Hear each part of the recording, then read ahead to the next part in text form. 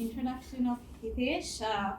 He is very dynamic in the work that he's done. He works with Ashoka on collaborative projects, and it's interesting if I were to introduce him as have had varied roles across all vowels, spectrum of all vowels. He is an activist, evangelist, institution builder, orchestrator, and Uberizer of change making, in his words. I'm just going to throw those words out. Please pick his brains later on and ask him how he's engaged in all of this. Yeah, I'm prepared for that. I'm going to definitely ask you. All right, over to you. Yeah, thank you so much. Okay, so let's do the activity. Okay, so I'm going to speak about a journey. Let's experience a part of it. Different answers, different directions. We all got the same set of instructions, yet a lot many differences. Okay, so just on that note, the essential corrective force. What's a social entrepreneur?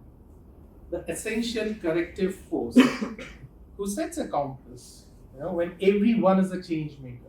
In a society where everyone's informed, or at least having access to information, has the ability to change or be a change maker, right? You can actually post your videos. So you've got a publishing website, right? There's power in your hands. And with that kind of power, who's that compass? Who would take that responsibility to set the compass? A social entrepreneur volunteers to be that corrective force. Yeah? System changing entrepreneurs. Shazia has already touched a lot of it. And good of all. Great. I'll move to the next piece. So this would be our flow. Why, what, how. So why is something which we just experienced, right? We've got a society which is much more informed today. Yeah, but maybe not informed in a right manner or with the right values or with the right information, but we have information at our hands, right? Circular economy. Forces, be it market, be it resource constraints, natural forces, forcing the economy to be much more circular. So make, use, dispose works no more, right? You need to be much more, you need to actually narrow the loop, not just close the loop, right? By leading manufacturing options and all of these. So when we talk about all of this, we as an environment are much more connected now, right? We always were. But what happens in one part of the world is much better and faster conveyed at the other part, and there are ripple effects of that. So we are in the context. So I'll just put it across as the context, competence, and the characters which are at play. Context, it's much more volatile, uncertain. You heard this VUCA many times, right? That's what is evolving today, because these are derivatives of what's happening in the context, how the competence of the ecosystem or the human capital gets built, and characters. Now this is essentially, so what all of this forces different characters in the ecosystem to operate in a manner where they take a stewardship role. So an organization which is selling 2-minute noodles is expected to take a responsible stance in ensuring the right messaging around the health and nutrition of the young, right? So it's no more good to do, it's actually an essential part of the business to sustain, right? So the expectations as a system from different characters in this ecosystem are of taking a stewardship role. Extended producer responsibility. Electronic producer has to ensure the end of life product comes back, closes the loop. He has to not just set up logistics, he has to put up reverse logistic mechanisms, additional burden. Where does it all accrue to? It comes back to a consumer, right? A producer would actually put all of that into the product, the cost to technology, the cost to production. We are the ones who are paying as a consumer. Yeah? So, any question around this whole idea about why the need of that corrective force we spoke? Anything around the volume, velocity, and the variety of change which we see, the big change. Any question before we move to the next? So factors, what are those factors what a social entrepreneur carries? 3 R's: respect, resilience, and responsibility. I won't touch upon those jargons there. Those are just for you if it triggers something which you would have learned about or known of. Again, these are not to be seen as tightly contained within the aspect. These are the usual suspects, okay? But yeah, what I would really want your attention would be on this visual. Have you experienced this in a circus? An elephant trying to balance itself on a wall and getting the ball moving? Yeah? Let's understand respect, resilience, and responsibility from this visual depiction. Respect is when this heavy thing respects the constraints of what it stands on. Right? 1 more kg to this thing and the ball could burst. Similar to the human ecosystem we are operating, the planetary boundaries. There's a threshold to it for us to sustain, not for the earth to sustain. It would stay. That's respect. That's what a social entrepreneur carries in ensuring that whatever gets done, it's always on this dimension of respect.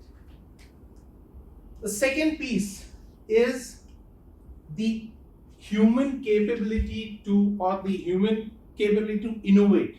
That's where you see this being staying nimble on its feet. So by science, if it stays still, the ball bursts. But if it stays nimble by some art, it holds. The ball holds the elephant. That's resilience we're talking about. That's the whole idea around design thinking. That's the whole idea around adaptation. That's the whole idea around creative problem solving and agility. And the last piece is the show doesn't end with this guy balancing itself somehow on that ball. This character would get an applause if it gets the ball moving as well. So being responsible to what you are dependent on your survival, right? How do you give back? How do you actually put it back into the system? And this responsibility is not for the ball. It's actually for the people who've paid to come and experience that show, for the people who depend on the show for their livelihoods, right? So that's the whole idea. I think that's what I wanted to convey in terms of the respect, resilience, and responsibility as a balancing act, or the factors what a social entrepreneur carries every moment. How do they do it? So, how much time do I have? Oh, great. Okay, so this is what we intend to convey by the AEIOU of being a social entrepreneur. If you see, it's actually a journey. The way you start, you empathize with one particular problem deeply so that you actually create a pool of like-minded people around you. You try to convey the ethos of what we spoke about: respect, resilience, responsibility, to build a network. You become an evangelist of a thought. You build an institution to institutionalize and standardize the right things to be done in a right manner, to ensure the sustainability of the whole idea, not the organization alone. And that's the major difference I always see with a business entrepreneur and a social entrepreneur. It's not the growth of the organization, it's the growth of the idea for which they live and keep working. And idea is essentially trying to solve a problem for the larger group. Orchestrator is essentially when you realize in your journey that you alone can't solve the problem. You need complementing competencies. You need people with conflicting interests, but orchestrating in a manner that the common purpose gets solved. Right? That's the whole idea around orchestrator. And the last piece, obrizer, is essentially how do you really help reimagine what has to be done. So for instance, if I would give an example, if a weed in a farm was an issue to be solved by a social entrepreneur, doing all of it to ensure that it gets solved, coming to this particular aspect is how do you change the narrative about weed as a problem itself? Can you create an ecosystem, a circular ecosystem where weed in your farm is a resource for someone else, so that the efforts what you put in weeding out or putting systems to weed out that issue becomes irrelevant and the system solves for itself. Getting my point? These are done by creating innovative business models around it, and essentially if you see, all of this is not sequential, it's a juggle. You have to act as an activist today and an institution builder tomorrow.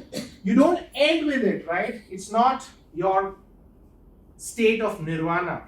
Yes, it is a state of nirvana for one karmic cycle, but a social entrepreneur would never end with one karmic cycle.